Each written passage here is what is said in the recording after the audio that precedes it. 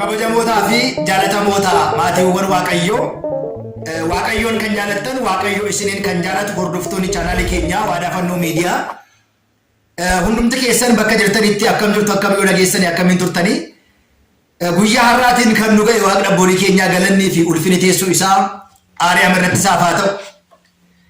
Egaa guyyaa har'aa kana immoo kutaa shanaffaa barnoota keenyaa tooftaa ittiin hafuura hamaa mo'annuu fi injifannu kan waliitiin ilaallu. Innis waa'ee haala fayyadamaa lakkooftuu fi yeroo lakkooftuu kana fayyadamnu immoo erga hafuurri hamaa keessa keenya jiraachuu beeknee wantoota gurguddaadha. Akkamitti haaromsa dabtaroota qonqaayota hambisna isa jedhuu fi lammanni immoo warra erga isaatti deebii akka inni naquudhaaf yookiin immoo hojiin hojjetame sun akka inni fashalaa'u gochuudhaaf maal gochuu qabna kan jennu barnoota baay'ee murteessaa ta'an kana kutaa shanaffaa keessatti waliin ilaalla jecha. Kanaaf eessumallee hin dhaqiina. Barnoonni kun yoo isinitti tole waliif sheer gochuudhaan akka waliif dabarsitan isin beeksisaa. Waadaa Fannoo Miidiyaa subscribe warreen godhe subscribe share warreen godhe share fi like godhaati nu dhaggeeffadhaan dhaamsa keenya jecha. Maarreegaa guyyaa har'aa kana akkamitti hafuura hamaa keessa keenya jiraachuu isaa erga beekniin booda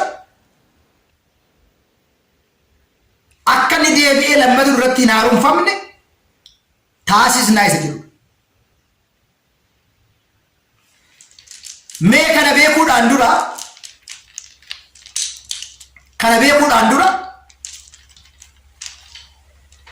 dabtaroonni yookiin immoo xonqaayoonni yookiin immoo warreen morsisiisan ji'a akkamii keessa hojii xonqolaa, hojii haaromsaa haaraas haa ta'u kan dura jirus haaromsu kan jedhu beekuun barbaachisaadha. Tokkoffaan ayyaanota waggaan kabajaman sababeeffatanii isaanis maalidha? Kanneen akka lidataa maaramii, dhalachuu maaramii, jijjiirraa baraa, bonni ba'ee ganni gaafa seenu, ganni ba'ee birraan gaafa seenu, ayyaanota waggaa fi ji'aan kabajaman, ayyaanota mana amantaa keessatti kabajaman jijjiirraa baraa ta'uu danda'a. Lidataa maaramii, ayyaana dhalachuu maaramii, ayyaanota gurguddoo ji'aa fi waggaa sababa godhatanii yeroo akkasii kana hojii xonqolaa haaraa erguu danda'u. Kan duraas haaromsuu danda'u. Egaa akkuma beekamu namoonni mana xonqaayii deemanii maaliif haaromsu? Sababni isaan mana xonqaayii deemanii haaromsanii. Kutaa shanaffaa keessatti barnoonni keenya mata dureen isaa namoonni mana xonqaayii deemanii maaliif haaromsu? Maal isaan fayyada? Kan jedhu Waadaa Fannoo Miidiyaa keessatti immoo har'a qal'an. Akkamitti immoo ofirraa dhorkina? Haaromsu bakan isa keessa keenya jiru sana bifa kamiin hiineet akka inni nu hin miine, nu hin dhibamsiisne, akka inni ajjeese, waraana, ari'at, eebba dha'u, namaa walitti buuse, dhalcha dha'u, akka inni hin dhanne, akka inni hin dhalchine, akka inni hin dhalle godhe jedhamee waan ergamuudha. Namaa gadi godhe jedhamee akka ergamuudhaaf kan isaan ergan waan ta'eedhaaf maaliif deebisanii haaromsiisu isa jedhudha. Xonqaayichi inni xoloqqolu dabtarichi maaliif tooftaa kanatti fayyadamaa yoo jennu jalqaba mana xonqaayii erga deemneen booda maqaa keenya, maqaa haadha keenya, maqaa cuuphaa keenya, maqaa keenya biyya lafaa kan tokko gaafachuu danda'a. Maaliif kana godha? Tokkicha mana xonqaayii deemna isaaf galii walirraa hin kunne waan ta'edha. nama ta'e biratti deemnee hojjechiisne yookiin immoo nama ta'e irratti hojjechiisnee kaane waggaa waggaa gibira akka kaffalluudhaaf gibira akkuma mootummaan waggaa waggaan gibira nu gabbarsiisu xonqaayoonnis daftaroonnis gibira gabbarsiisu. Maqaa qabachuun, maqaa haadhaa qabachuun, maqaa cuuphaa qabachuun, maqaa biyya lafaa haadha abbaallee gaafachuun maaliifidha? Yoo ati waggaa waggaan deemtee hin haaromsiisne, yoo ati waggaa waggaan deemtee hin haaromsiisne, sumatti deebi'ee afur namaaf sii erge sana sarratti deebisee erguudhaaf. Akka ati waggaa waggaan deemtee qarshii isaa kennituuf. Otoo si fayyaduu barbaade, yeroo ma tokkichi sirratti hojjete yookiin immoo siif hojjete dhiisa. Namni baay'een maaliif xonqaayii bira dhaqaa? Inni jalqabaa qabeenya barbaacha, gaa'ila barbaacha, dhibee isaarraa fayyuuf fayyina barbaacha, anaxinaarraa fayyuudhaaf kanneen kana fakkaataniif gara xonqaayii deemu. Amma gaasirratti dhaqnee koodii maqaa cuuphaa maqaa kiristinnaa eenyummaa keenya naanneerra waan ta'eedhaaf galmeen galmaa'ee jira waggaa waggaa. Abaluun qarshii amma kanaan hojjeteedha. Bara biraa waggaa waggaa dhufee immoo amma kanaatiin haaromsa nutti mannu.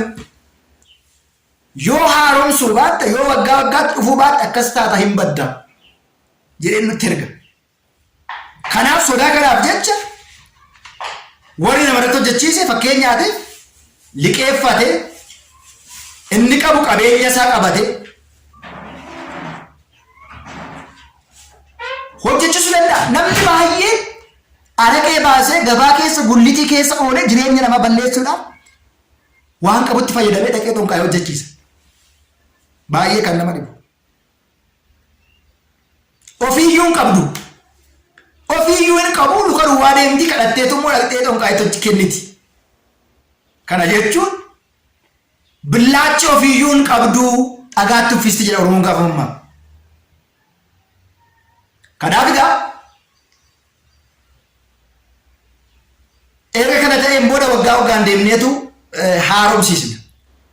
Amma nuti jireenya namaa irratti warri hojjechiisne sun yeroo tokkicha jireenya isaa miineera waggaa waggaan immoo haaromsiisna. Namichi tokkicha miineera. Yoo Waaqayyootti nama nu ta'e hin soomu hin sagadu yoo ta'e hin qorrobu gaabbiin galu yoo ta'e foon dhiiga gooftaan fudhatu yoo ta'e hafuurri hamaa kunis argachuu hin dhiisu. Haaromsi maaliif barbaachise? Isa hojjeteef xonqaayicha madda galii waan ta'eef waggaa waggaan deemnee akka haaromsiisnu godhe. Kanaaf egaa hafuurri nutti hojjetamee nu keessa jiru kuni akkam gooneetu hojii isaa dhaabsisnaadha.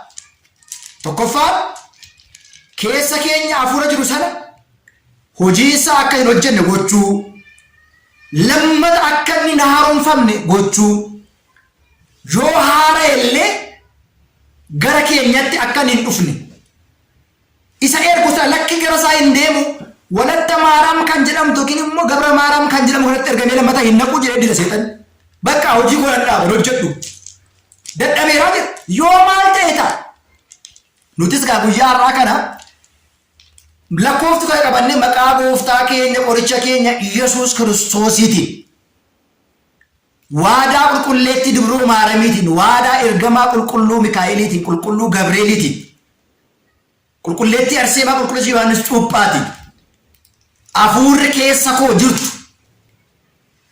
anaxilaa soo taate xonqolaa soo taate hafuura dabtaraa soo taate hafuura budaa soo taate iddoo sana tokkocha hafuura qaalluu soo taate qaama keenya keessa hara keenya dugda keenya luka keenya sammuu keenya morma keenya ibsuu danda'u gochuudha. Sirriitti bilcheessu maqaa gooftaa keenya qoricha keenya Iyyasuus Kiristoos aana garbicha madaane alamii dubarootaate maqaa cuuphaa isaa waamee guyyaa har'aa kanaa qabdee haaromfamuufis kan yaadamte haaromfamtees dhuftee keessa koo kan galte maqaa gooftaa keenya qoricha keenya Iyyasuus Kiristoosiin guyyaa har'aa kanaa qabeensi dhabboomu qaama koo hunda qaama miiraa keessumaa qaamota miiraa seera qaba. Harka, arraba, ija, ilkaan kana waan qabudha. Qaama miira koo keessa maqaa gooftaa keenya qoricha keenya Iyesuus Kiristoositiin guyyaa irraa kana hidhan. Keessa kooti koottuuti. Qaama koo keessa dugda koo, kalee koo, ija koo, harka koo, luka koo irraa ka'ee adda koorratti hidhami. Koottu adda koorratti hidhami. Waaqayyo si haa hidhu, si haa qabu. Sin abbooma ana garbittii maaramii. Maqaa waadaa Mikaa'elaa qulqulluu Gabreelitiin hidhami ka'ee adda koorratti. Qaama keenya keessaa dhufee adda keenya irratti hidhamee ta'a. Kanaan booda hojii qaama keenya keessa faca'ee summii ta'ee eeboo ta'ee nu waraanuudhaan keessa keenya kee deddeebi'u sana hojii isaa dhaaba. Hennaa har'a qofaatu deddeebine saganne soomne foon dhiiga gooftaa fudhanne yeroo hundumaa cuuphamnaan afur kun dadhabaa deema. Dadhabaa deema dhufe adda keenyatti hidhama. Inni immoo achi haaromfamu sun nama soomu, nama sagadu, nama fooniif dhiiga gooftaa fudhatu yoo ta'e gaafa achi dabdarichi maqaa cuuphaa abaluu biratti deebi'ee ergu ani naqu jedhee dida. Kana qofaa miti.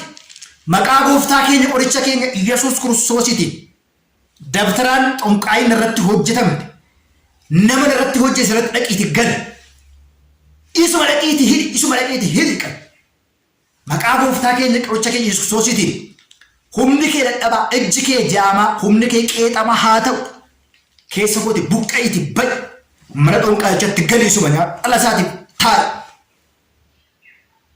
jennee gaafa abboomnu achis hin deebi'a, nurrattis hin hidhama, hojii isaa dhaaba, fayyaa keenya ta'a. Kanadha. Bifa garaatiin lakkooftuun kanaan nu fayyada.